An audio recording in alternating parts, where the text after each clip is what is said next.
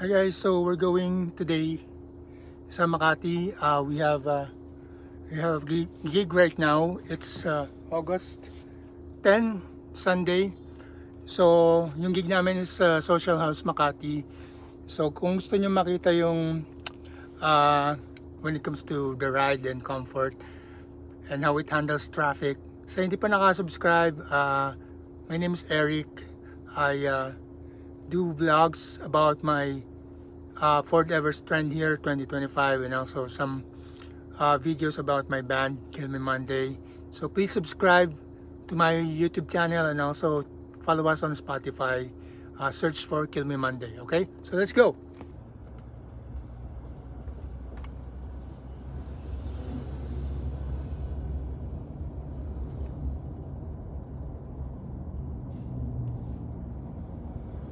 So guys, today nandito tayo sa dito tayo manggagaling sa San Jose del Monte, Bulacan. So as you can see, medyo traffic. Or it's always traffic sa may bandang Sampaguitan or Malaria. So we'll try to find another way. Paikot. Hindi naman paikot, parang ibang way lang to avoid yung traffic.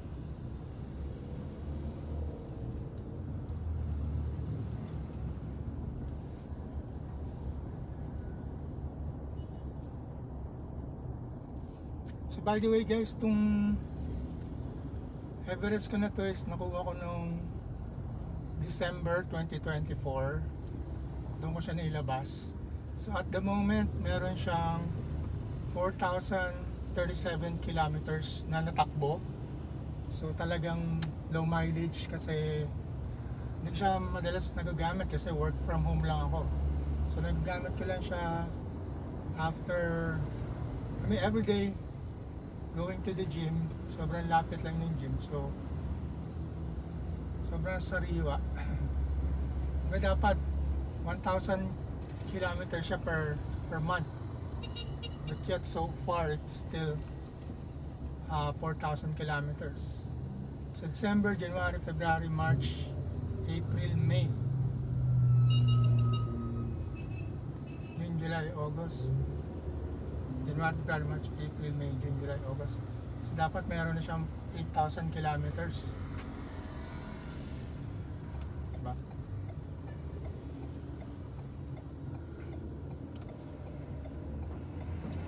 Also pala, the way I take care of this vehicle is during cleaning time, ako lang nagka-car wash sa kanya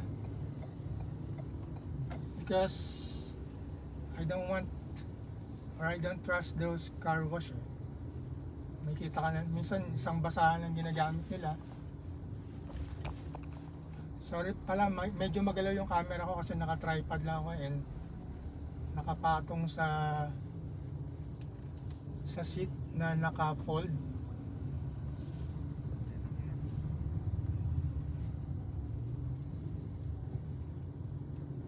So dito tayo dadaan to avoid yung or to lessen the traffic na dadaanan natin.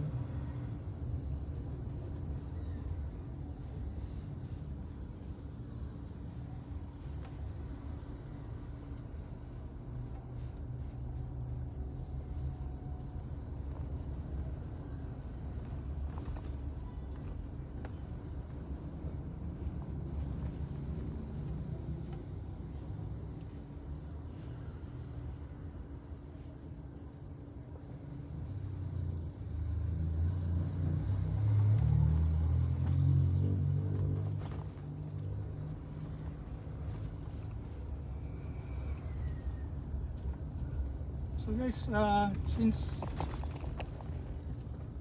for example you own this Everest or if you're planning to buy this, isa sa magandang features niya is yung economy or eco mode.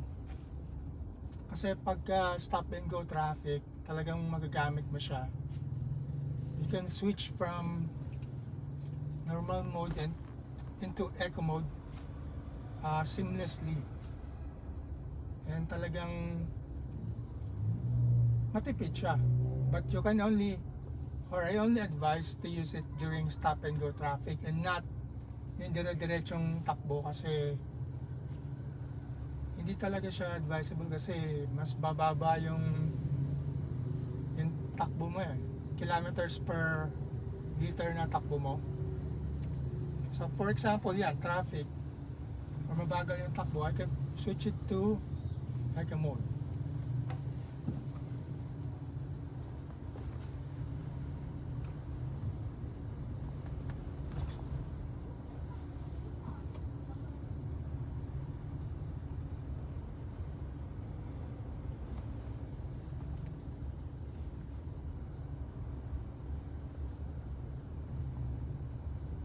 Sa akyatan guys, walang problema to.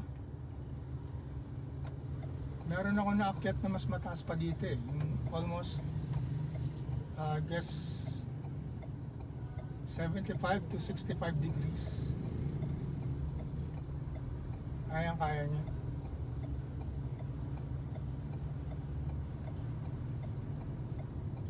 Also guys, if you like this video, please don't forget to like and subscribe pala ha.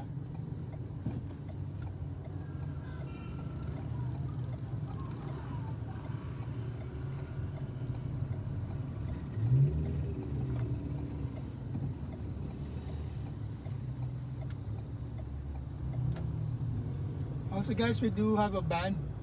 Our band name is called Kill Me Monday. I'll pin our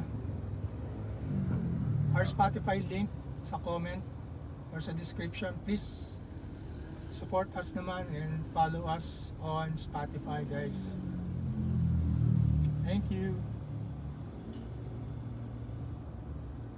Baka magustuhan niya lang yung kanta namin.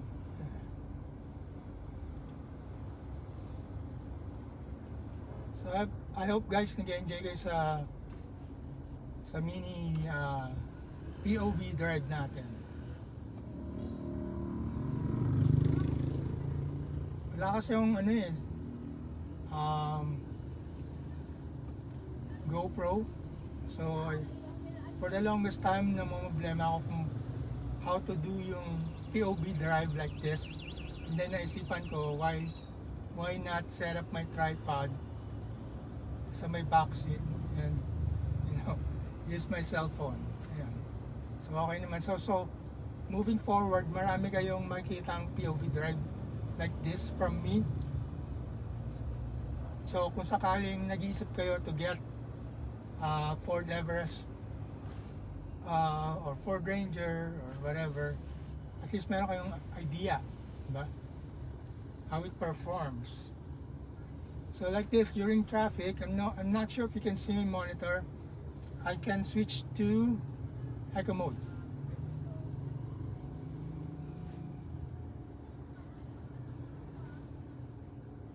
Right there.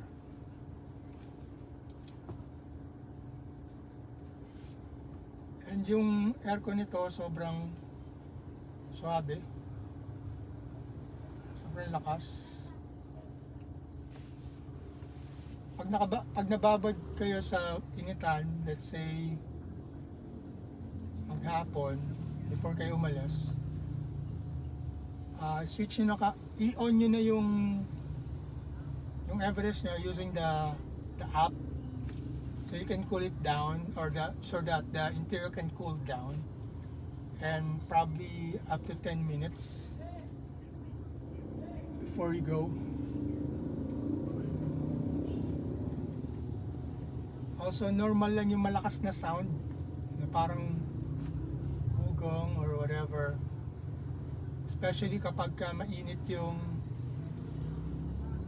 sasakyan kasi nabilad sa araw.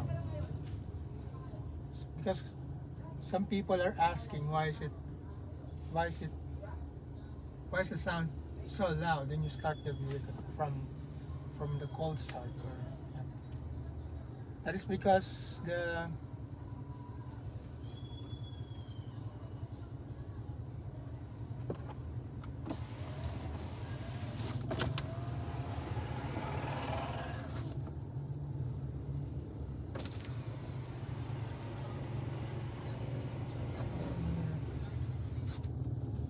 mga tricycle.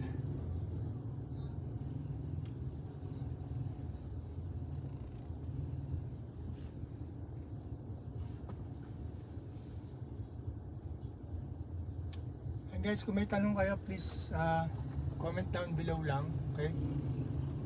I'll try to read them and answer some of your questions.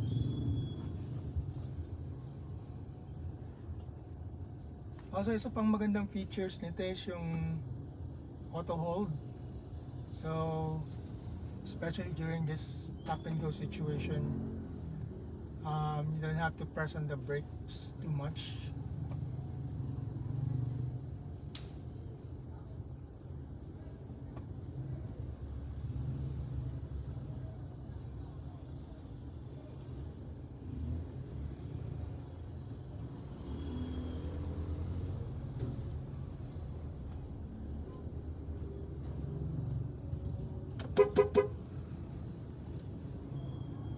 Pagka ganitong kalaki yung dala mo guys, or dala nyo, you have to be, all your attention should be on the road because maraming diba sa singit-singit dyan.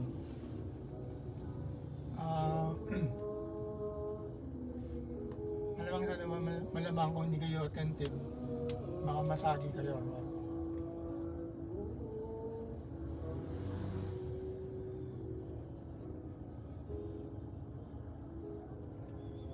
Last night nga, during our practice, may traffic sa Quirino Highway.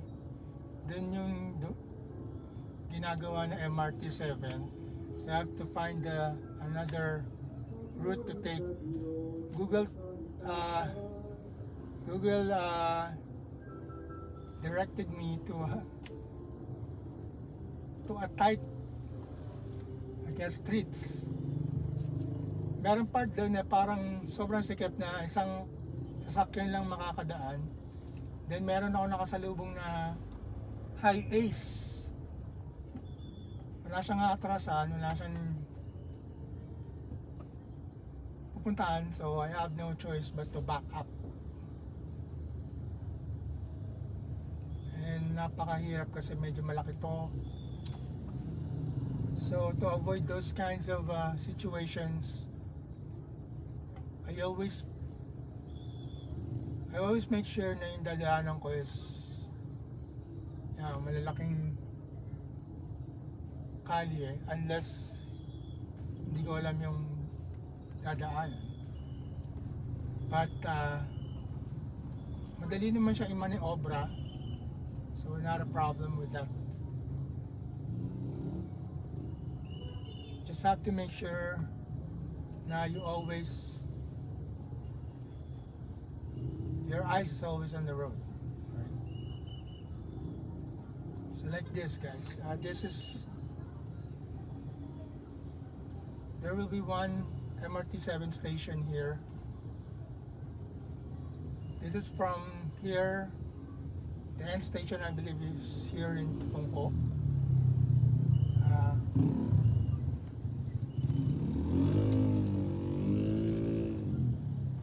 This is until hanggang SM Fairview.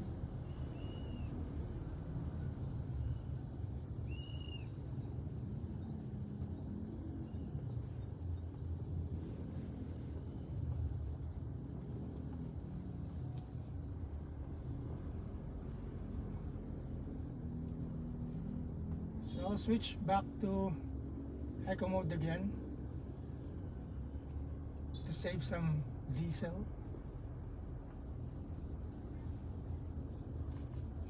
Nga pala guys yun, so ako lang nagka-car wash nito kasi I want to make sure na maayos yung pagkalinis and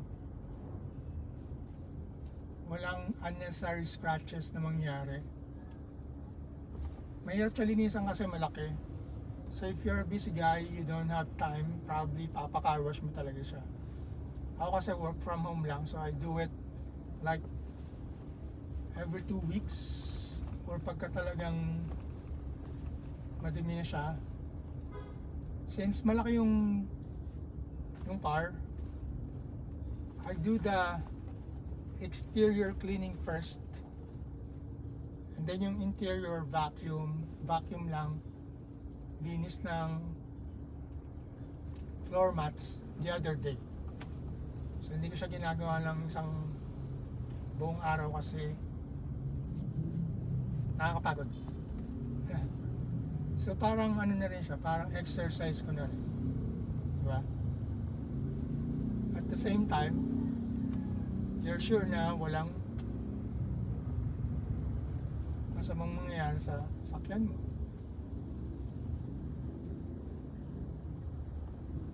Pero hindi naman yan maiwasan. So, I mean yung mga small scratches or whatever, hindi maiwasan yan. Ginagamit natin yung sakyan and maraming external factors that can happen. But at least we can prevent them by washing our car.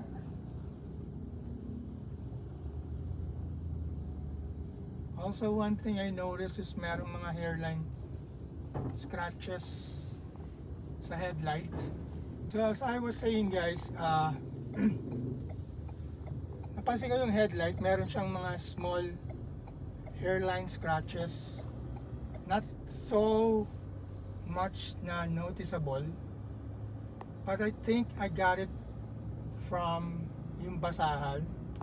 Sa dati, I tend to wipe yung headlight using, basahan or yung microfiber. So now I stopped doing that. So the only way I clean my headlight is to power wash it with water. That's all. I don't wipe it with any clothes whatsoever. And ngayon, medyo na hindi na siya nadagdagan. So I think that's where it's coming from. And you can do that also to prevent, hairline scratches from on your headlights,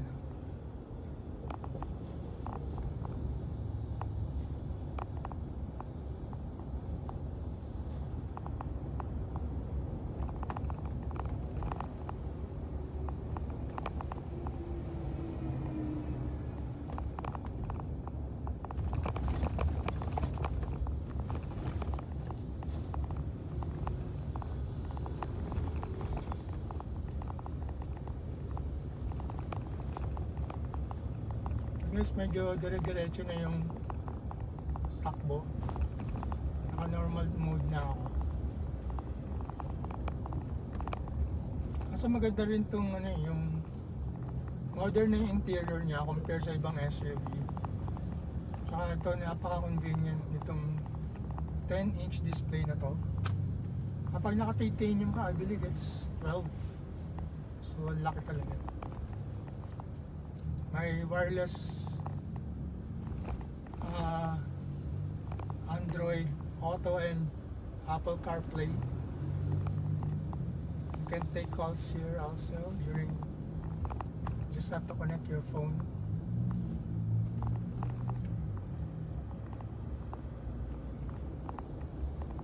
Some people put, I don't know how they do it, some device to be able to watch movies here, but I don't recommend that, or I don't plan to do that because it's a distraction, especially when you're driving.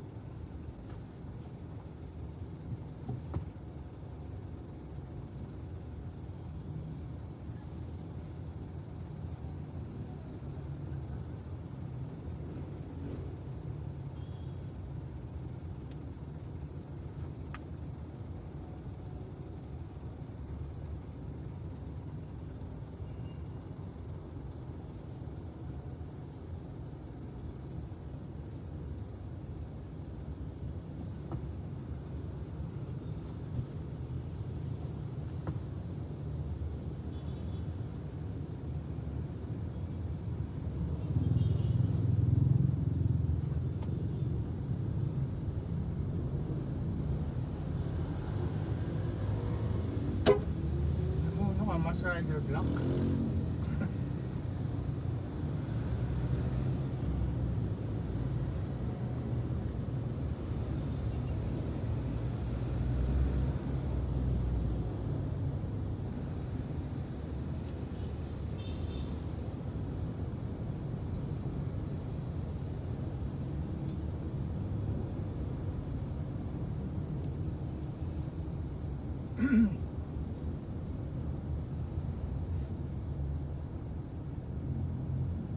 So guys, ito yung madalas na traffic sa area na to ng Fairview.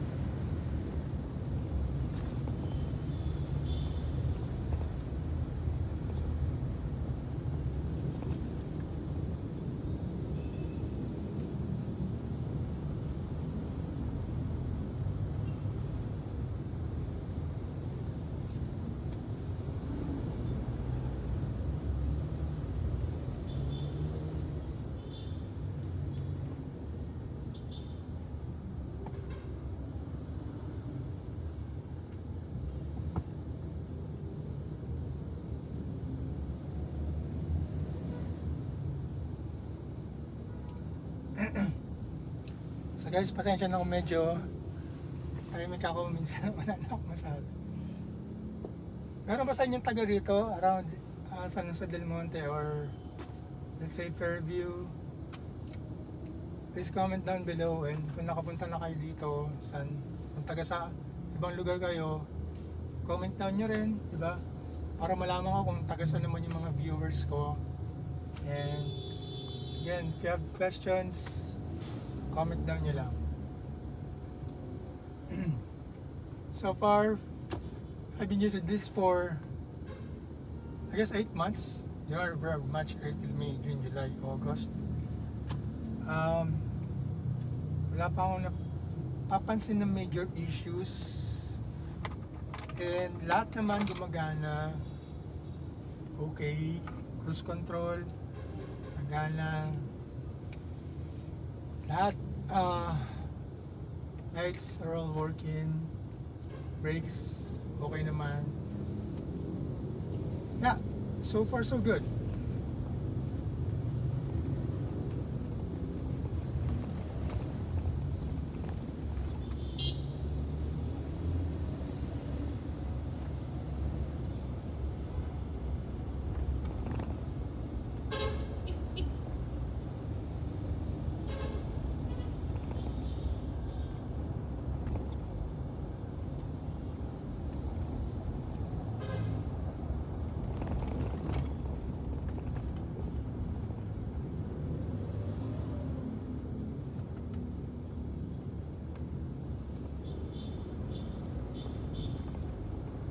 LC guys, ang laki.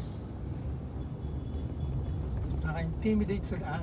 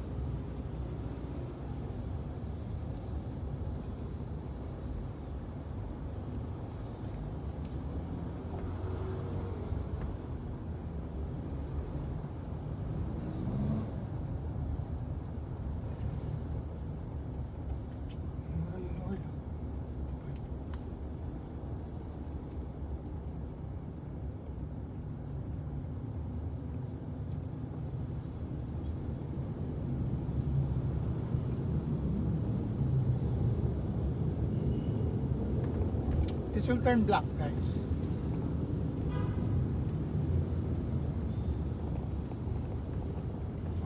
See?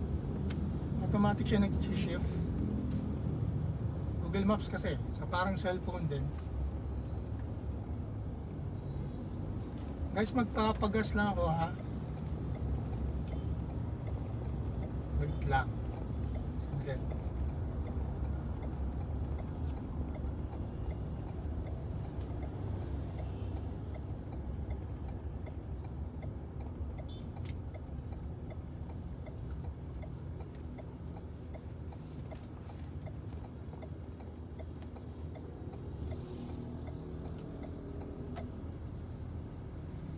Turbo diesel.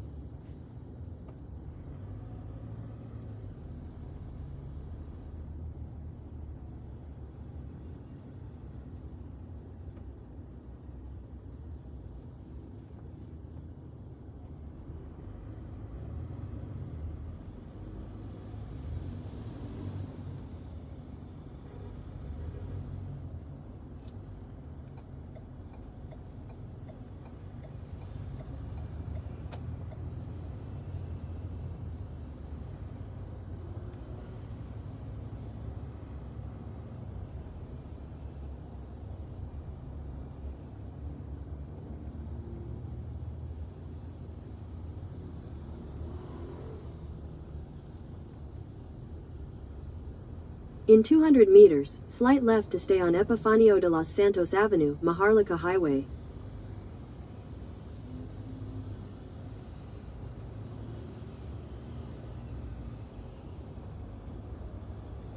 Slight left to stay on Epifanio de los Santos Avenue, Maharlika Highway.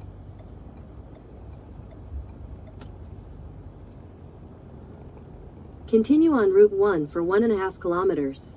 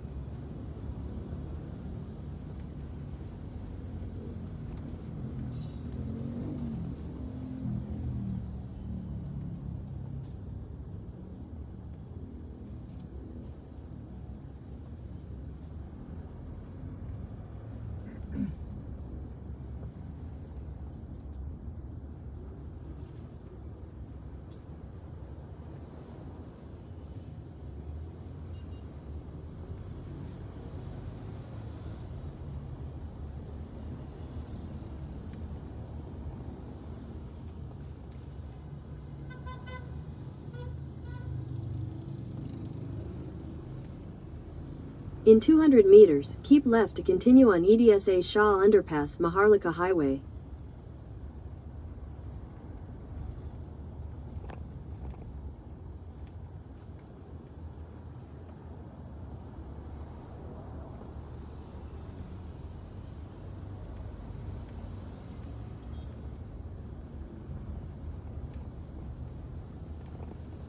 Keep left to continue on EDSA Shah Underpass.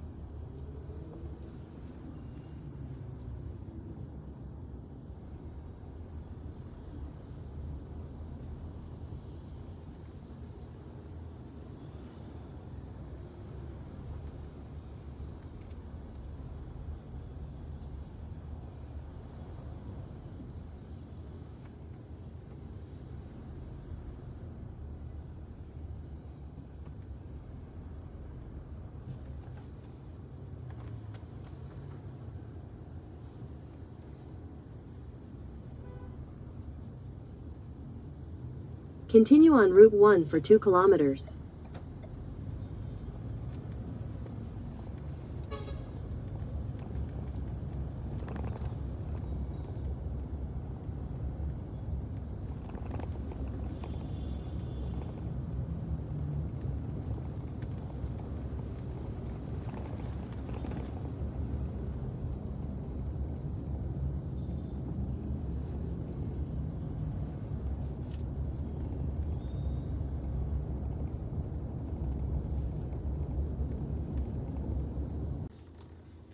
Hello guys, so nandito na tayo sa may Circuit Makati sa venue ng gig namin. Dumating ako dito mga 6:18. Kinat ko na yung video kasi traffic kanina sobra. So sa mga hindi pa nakasubscribe, please subscribe. Hit the bell so updated kayo once na nag-upload ako ng video about this Ford Everest Trend 2025, okay?